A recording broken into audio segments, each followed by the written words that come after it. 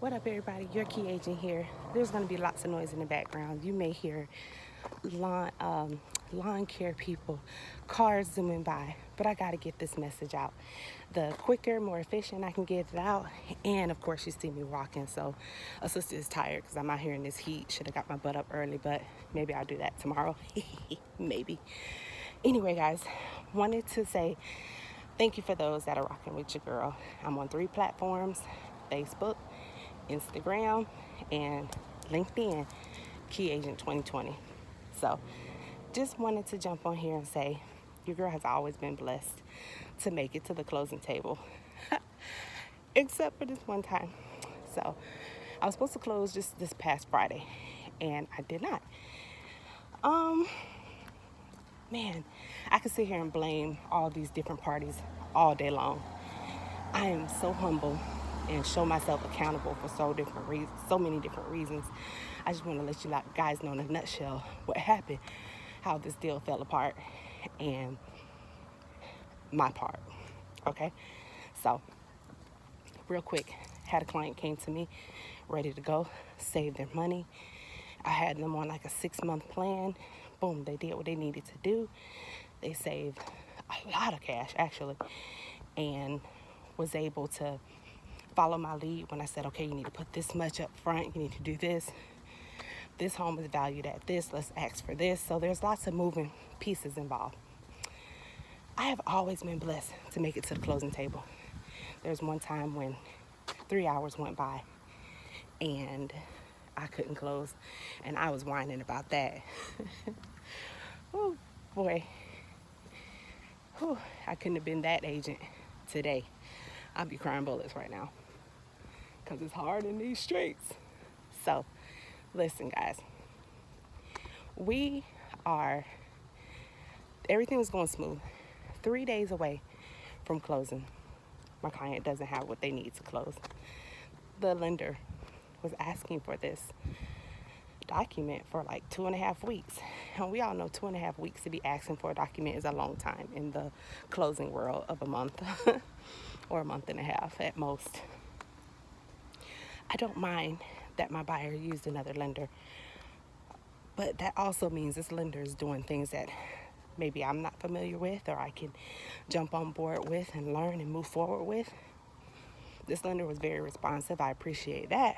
But whew, my buyer kind of relied on other people to get things done for them. So there are a lot of moving parts that made things extra difficult to move forward. Anyway, I advised my buyer, hey, here are these upfront costs. Here's what you need to do. I put money in upfront costs for my buyer just to help them push the process along. Lots of different things. The lender, blood and tears, working hard, making sure this file makes it to closing and that every party is doing what they need to do to get it to close. It's not the dollar amount of the home, people. It's the work and it's the effort that we put in for each client.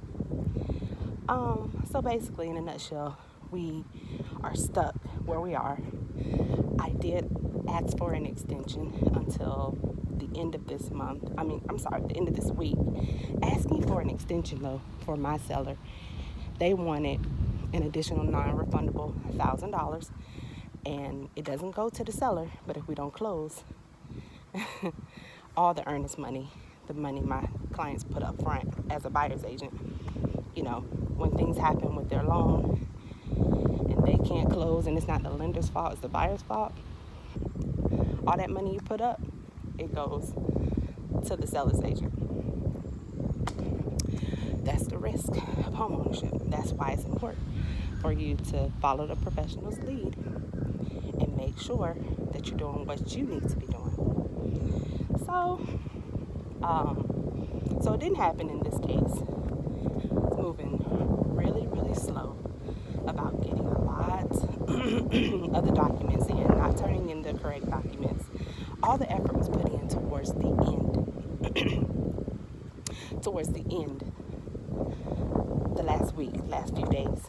It's like all that energy put in the last week towards closing, we need that energy from the beginning. The energy you bring needs to be the energy you finish with. What I feel I could have done better for the buyer was continue to say, hey, you need to do these things on your own. At the end of the day, this is your investment, not the person that's helping you, not your administrative staff or anything. You still need to know what's going on. Again, what I could have done better, focus, was to say, anything your lender requests of you, get it. You may think, duh, that person should know to get it, but it is something that I had to learn from this experience to move forward. I can't assume that anyone gets it. It just needs to be said. We need to stop worrying about what other people are saying, about our questions that are being asked. Don't be afraid to ask questions.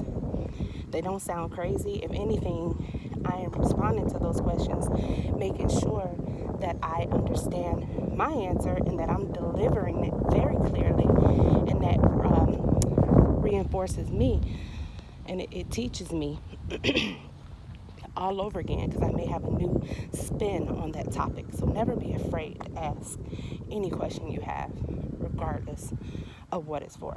Say what you need to say.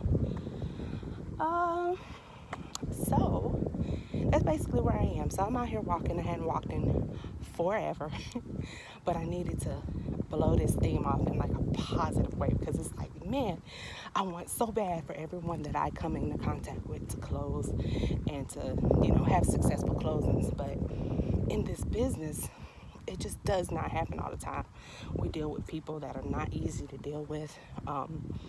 Other professionals aren't easy to deal with. Buyers have unrealistic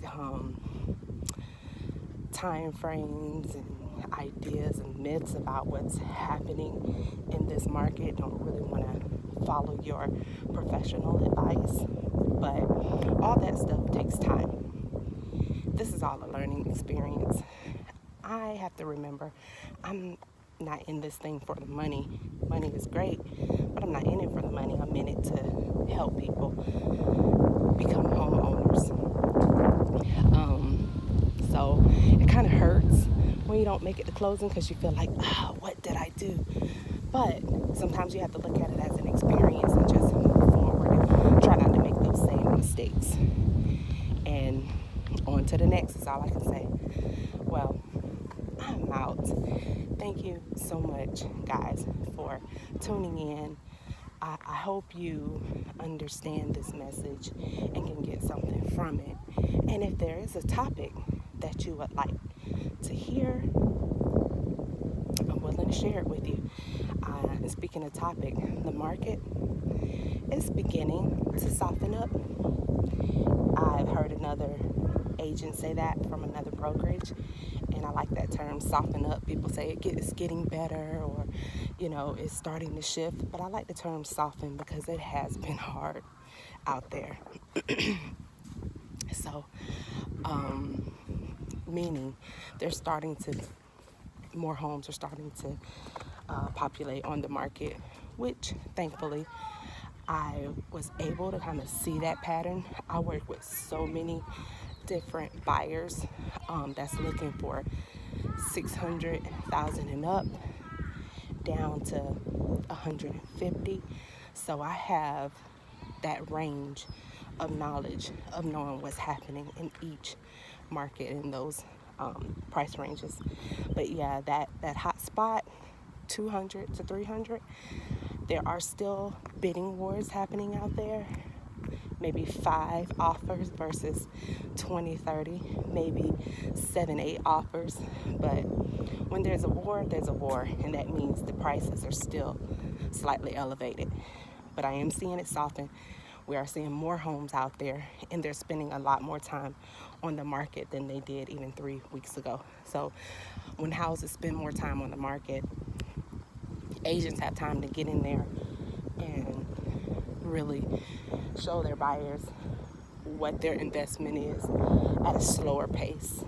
So anyway, guys, that's all I had today. It's been almost 10 minutes, and if I'm looking at a video, I'm tapping out after like 3 minutes, so I'm breaking my own rule.